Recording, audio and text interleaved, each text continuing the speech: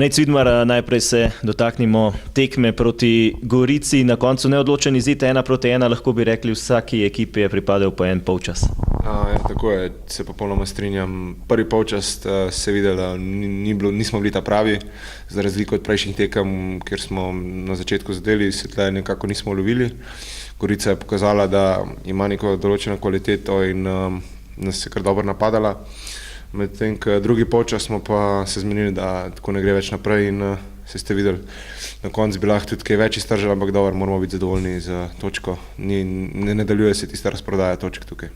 V drugem polčasu pri izidu 1-1 ste obranili 11 metrov, eden zagotovo ključnih trenutkov tudi na današnji tekmi. Jaz sem vesel, da sem lahko pomagal ekipi, ampak mislim, da to piko je zgarala cela ekipa in mislim, da razen te 11 metrov, ki nisem imel popolnoma nič delal v drugem polčasu in to gre samo zahvala celi ekipi in upam, da bo tako naprej, da bomo čim manj dela pa da bomo zabijali naprej. Nadaljujete odličen niz, po dveh prvenstvenih zmagah sedaj tudi remi, verjetno ste zelo zadovoljni s trenutnim dogajanjem in tudi formo. Ja, seveda, ampak še vedno se mi zdi, da iz tekme v tekmo rastemo, imamo še ta nihanja, tako kot se je videl danes, prvi pa drugi polčas, ampak jaz upam, da bomo to spravili v celotne tekme, tako da upam, da bomo naprej osvajali točke.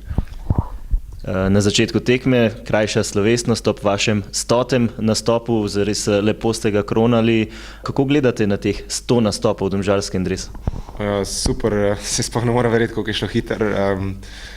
Ravno 1-2 dni nazaj sem gledal malo posnetke stare na internetu in mi je kar zanimivo in kar naenkrat že teh 100 tekam in upam, da bo se tako nadaljevalo, da lahko pomagam Domžalam do čim večjih uspehov, da bomo še kaj osvojili. Sedaj sicer teden odmora, vas čaka že v torek tekma z Udinesejem. Je ena posebna priložnost igrati proti članu Serija? Ja, seveda, to bo ena pač posebna tekma, ne bo samo prijateljska. Je nekaj več in se že veselimo te tekme in dokazovanja. Potem pa sledi še tekma proti Krki in reprezentančen odmor. Verjetno že kar malce težko čakate glede na ta težek ritem tekme. Ja, seveda, pri meni je malce drugače, ampak gledano na ekipo je kar naporen ritem in fanti so malce utrujeni in upam, da nam bo prav prišel, ampak se pravim, moramo iti pa proti Krki na vse 3 točke in se nekako ublažiti tisti poraz, ki smo ga doživeli tam in pokazati, da smo boljša ekipa, ampak pustimo se presenetiti, ampak vsem upam, da bomo nesli vse 3 točke. Najlepša hvala, srečno. Hvala vam, čau.